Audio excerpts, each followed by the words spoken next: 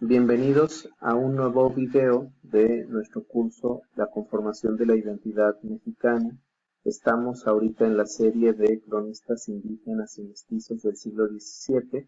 Vamos ahora a revisar la figura de el Chalca Domingo Chimalpaín, su obra Las Ocho Relaciones y el Memorial de Culhuacán, escritos aproximadamente entre 1598 y 1612.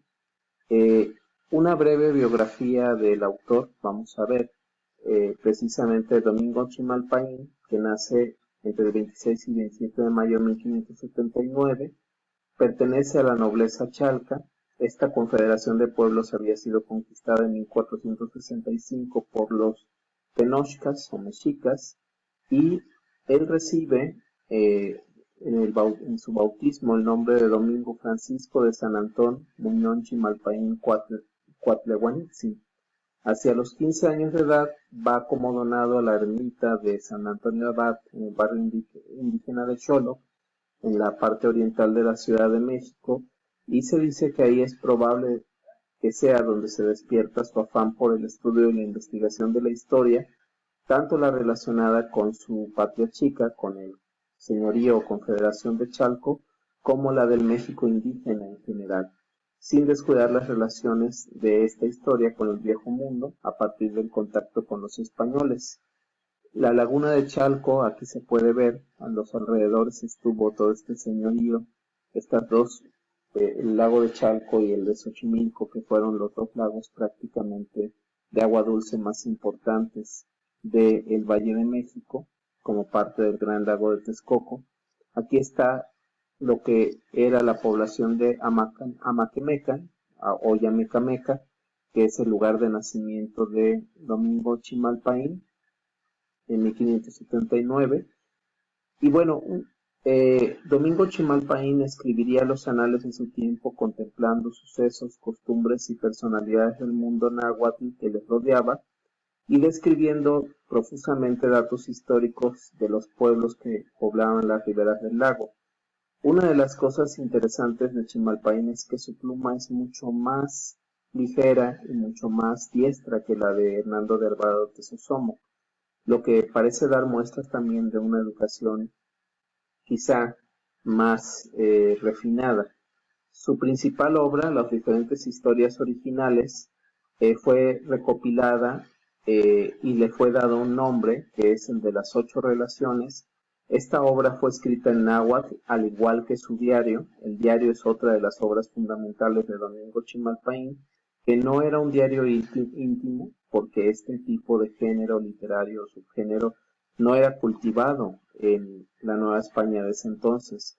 Era un diario prácticamente con algunas historias, opiniones personales, informaciones, prácticamente, más bien, de los diferentes acontecimientos que se dan a partir de 1589 en la vida colonial, muchos de ellos muy relevantes, y con algunas frecuentes incursiones en la historia precolombina.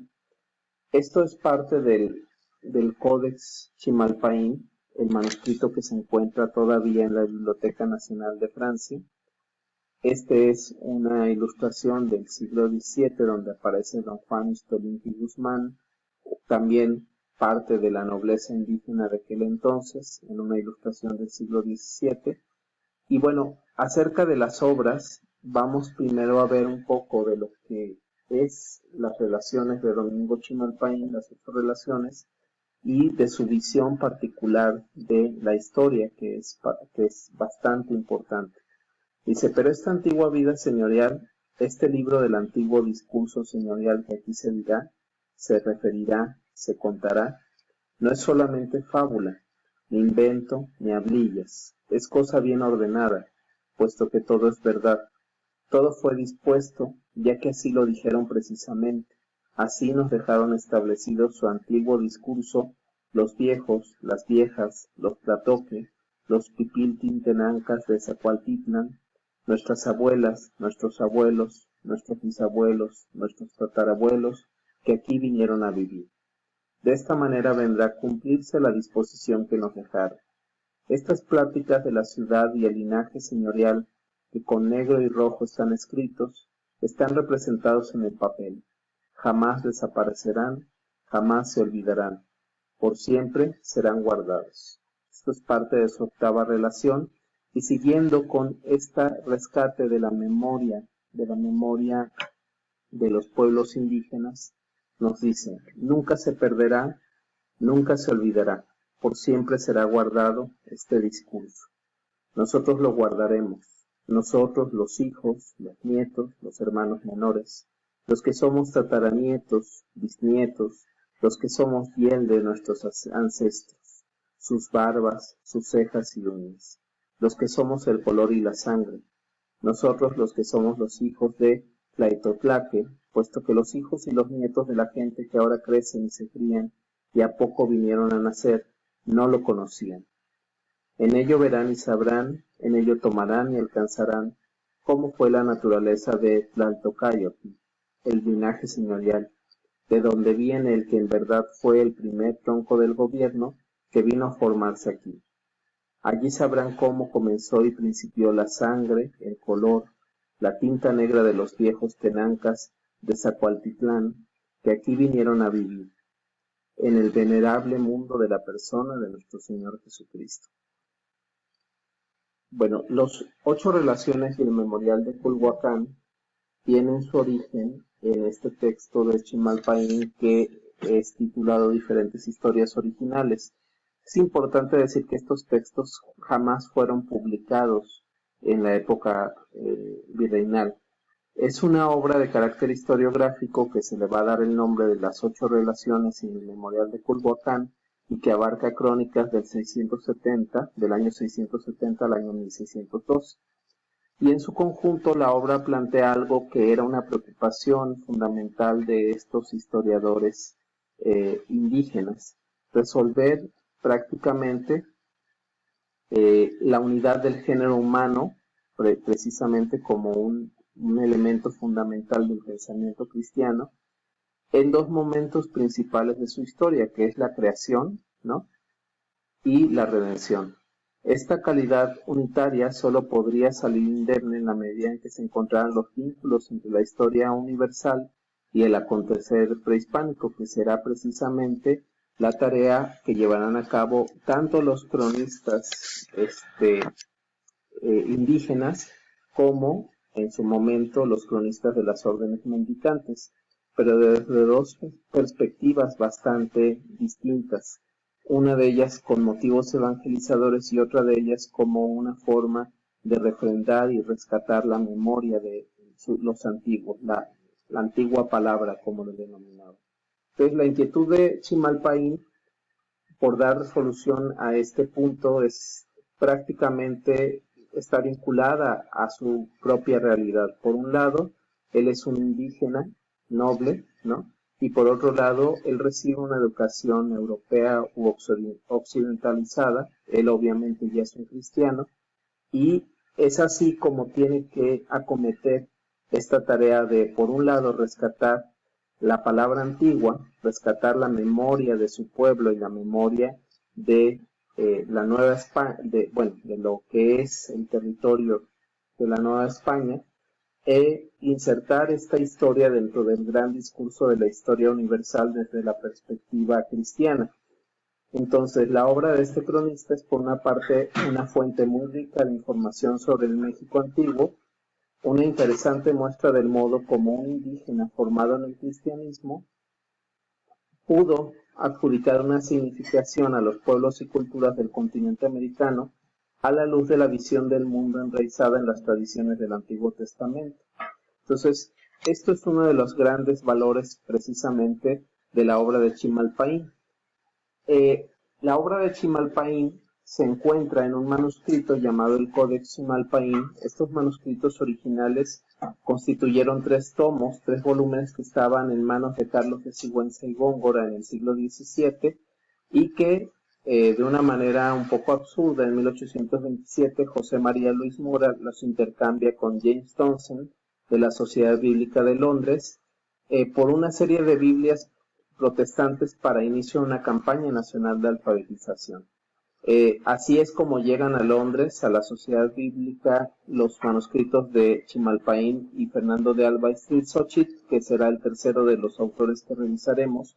Pero por fortuna, apenas en el 2014, el gobierno de México logró concretar un acuerdo con la Casa de Subastas Sotheby's de Londres para repatriarlos a la Biblioteca Nacional de Antropología e Historia, donde actualmente se conservan, siendo uno de los pocos manuscritos de esta importancia y calidad que han regresado a México.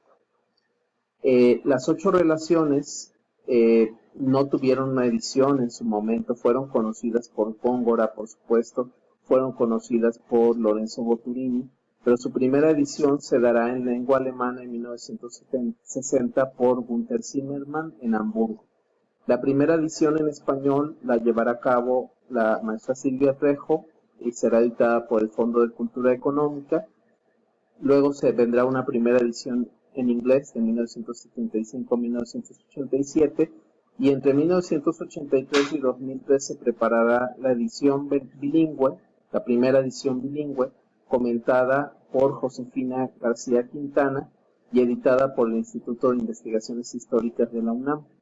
En el 87 viene una primera edición francesa, y finalmente en el 98 la edición más accesible de todas, que es la edición bilingüe a cargo de Rafael Ten en la colección Ciudad de México de Conaculta, que aquí aparece su portada como el volumen o tomo 2, porque el tomo 1 está ocupada por el diario del propio Domingo Chimalpaín. Las relaciones, estos son los asuntos tratados. En la primera relación, la creación; en la segunda relación, el advenimiento de Cristo y los 4 continentes conocidos. En la tercera relación ya nos introducimos a la historia de los mexicas como pueblo heredero de los culhuacanos, en un periodo de 1063 a 1519. En la cuarta relación se habla sobre el poblamiento de América. En la quinta relación sobre el poblamiento de Amaquemeca, el lugar natal de Domingo Chimalpaín, por los chichimecas teotenancas, ¿no? Y el periodo que cubre este relato es entre 1269 y 1334. Luego, en la sexta relación nos da datos históricos de 1258 a 1612 y el árbol genealógico de otro cacicazgo chalca muy importante, que es el de Tlalmanalco. En la séptima relación se dan datos históricos de 1273 hasta 1591 y finalmente en la octava relación se da una genealogía de Domingo Hernández Ayopochtsin, el abuelo de Chimalpaín, y es aquí donde principalmente Domingo Chimalpaín insiste en el compromiso que deben de tener, que tiene él, de rescatar, preservar y difundir la memoria de la antigua palabra de los antiguos habitantes no solo del señorío de los Chalcas, sino de los pueblos indígenas. Este es el disco de Chalco, uno de los muy importantes emblemas arqueológicos que de hecho nos muestra elementos del glifo toponímico de Chalco, del señorío de Chalco. Aquí podemos ver el convento dominico dedicado a Santiago Apóstol, que se encuentra en Chalco.